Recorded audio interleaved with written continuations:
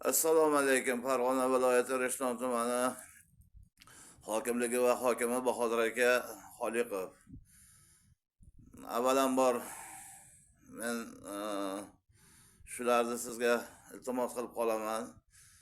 Bizni aholimiz nomidan, Vohim qishlog'i nomidan, Vohim qishlog'ida 63-sonli maktab bor.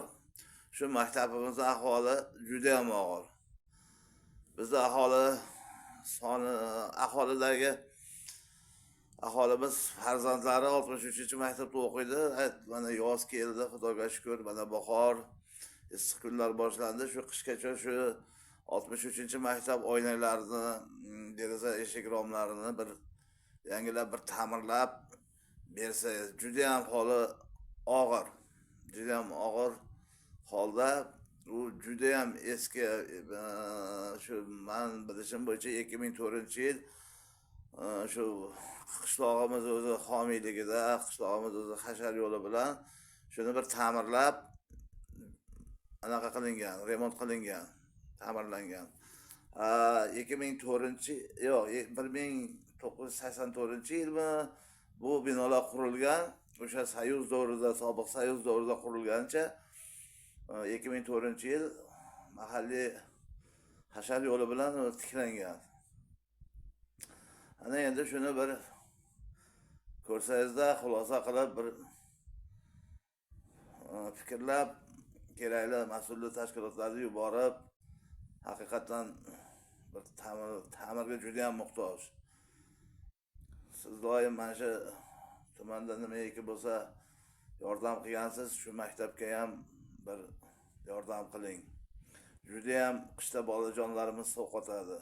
Ayniqsa yoshlar o'zi sovuqdan kirib borib, yana sovuqda ignadek teshikdan bilasiz, tuyadek sovuq kirishini xalqimiz va o'zlaring yaxshi bilasizlar. Shunga iltimos, yordam qilinglar.